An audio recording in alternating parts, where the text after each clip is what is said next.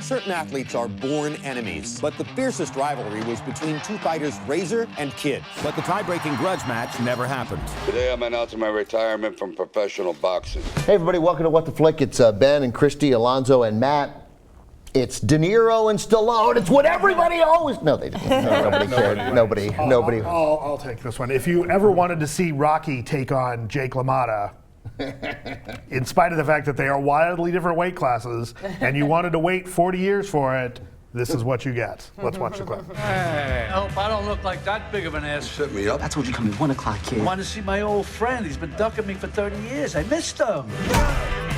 Not the behavior of old men. Check out this clip that is just blowing up online. I got a company that wants the official rematch. They're gonna pay you $100 grand. The whole world's laughing at us, but we're not dead. In fact, I feel more alive now than I ever felt. Razor, why now? I'm a fighter. I was born to be a fighter. You got every right to hate me, but I need you in my corner. It sounds like Space Cowboys in the Ring. Is it that? It wishes it was Space Cowboys.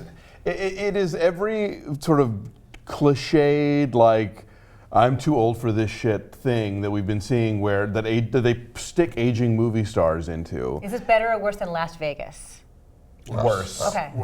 Las Vegas was good. But it also has like those like hokey geriatric jokes. Yes. Are there Viagra jokes? Please tell me there are Viagra jokes. Yeah. Oh, good. And Geritol. Do they even make Geritol anymore? Oh, they must. What is Geritol? It was. No, I mean, what did it do? It was what was it, tired blood or something? It was some totally bogus claim in the 50s. It's not a and then laxative? over time it became like vitamins for old people. Right. And I didn't even know it still exists as a product, but yes, they're sponsoring the fight. This movie is just so bad. It's completely cliched, and you just feel like Robert De Niro is throwing the last piece of poo at his reputation. It's like, okay, I'm gonna drag out Raging Bull again, but in this goofy context with this Stallone movie, and the only thing I found remotely interesting in this movie is who plays the son. Oh, I can't remember. The guy from Walking Dead, and he's in Wolf of Wall Street, and I should know this, because he's the one interesting performance in the movie. The rest of it is so hokey. Like Kim Basinger is the woman who was in love with Stallone, but had sex with De Niro and wound up getting pregnant, and this is their How's kid. Alan Arkin? Alan Arkin's always good. Alan Arkin, if you saw Little Miss Sunshine and you saw what was the stand-up guys, you've seen this performance. Oh, okay. I turned to our friend Bibbs when he first appeared on screen and said some stupid shit. I said, Burgess Meredith was never so happy to be dead. Because this movie is just, I mean, the final fight is actually kind of cool. That was the one that sort of got my interest back a little bit. But boy, to get there, yeah. Yeah, I didn't like this either. And Kevin Hart, who's usually funny, gets saddled with this really stupid role as like the son of their old fight promoter who like gets them back together. And the biggest problem with this movie, like as much as the premise is forced, if the jokes worked, a lot would be forgiven. Yeah. But for the most part, the jokes really don't work. It's really not very funny. There's one funny running gag, which is that the whole thing starts where they had a big fight 30 years ago in 1984. They never had the tiebreaker because they each had won one of them, and they wind up getting back together because this video game company wants to like do mocap of them for a game. So they're both wearing the green screen outfits with the ping pong balls all over it, and they get into a fight in the studio, and somebody tapes it on their phone and it goes viral.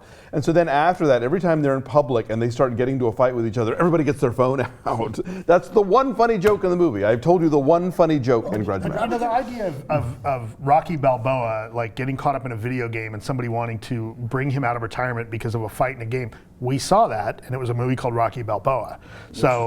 Which was pretty good, right? But they bring this one back, and it really is the gimmick like, okay, it's Rocky versus Raging Bull.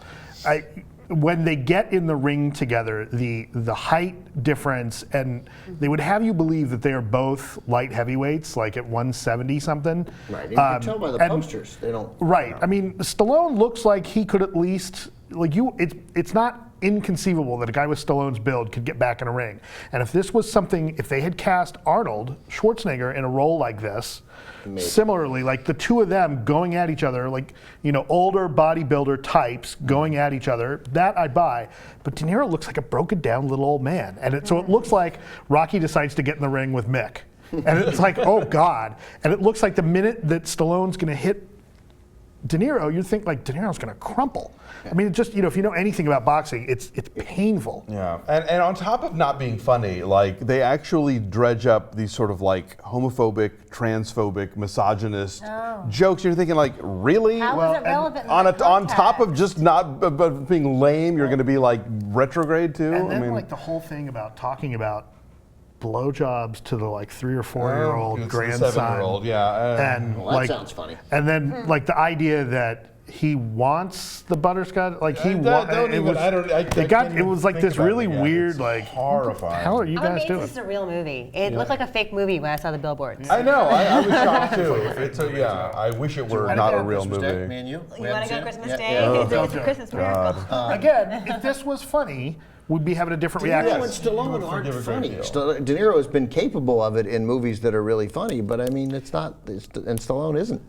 And De He Niro was clearly. kind of funny in the first Rocky, was he not? Stallone can do. Stallone can do funny. Stallone can be funny and be light. De Niro can be funny. They're not very funny in this movie, and that's the problem. The material is terrible. And De Niro didn't do nearly enough steroids earlier in his career, apparently. Correct. Unlike Sly.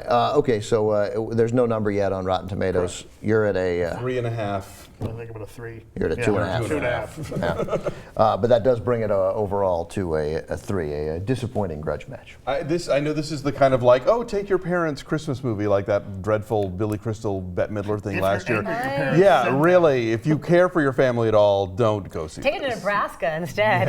You want to see what Christy and I at least thought was I think we all thought, a pretty good De Niro movie. Right, but go see, if you want to get a good De Niro movie this year, go see The Family. It's all right. It's funny. We like The Family. We liked The Family. I don't remember what The Family was. Yeah, it was they were the mobsters in the Michelle Pfeiffer in France. In France, in the Witness Protection Program. Oh. You did like it. Diana Agron as the daughter. Oh, yeah. That's cute. That was 80 movies ago. I forgot about that. Bye. Bye.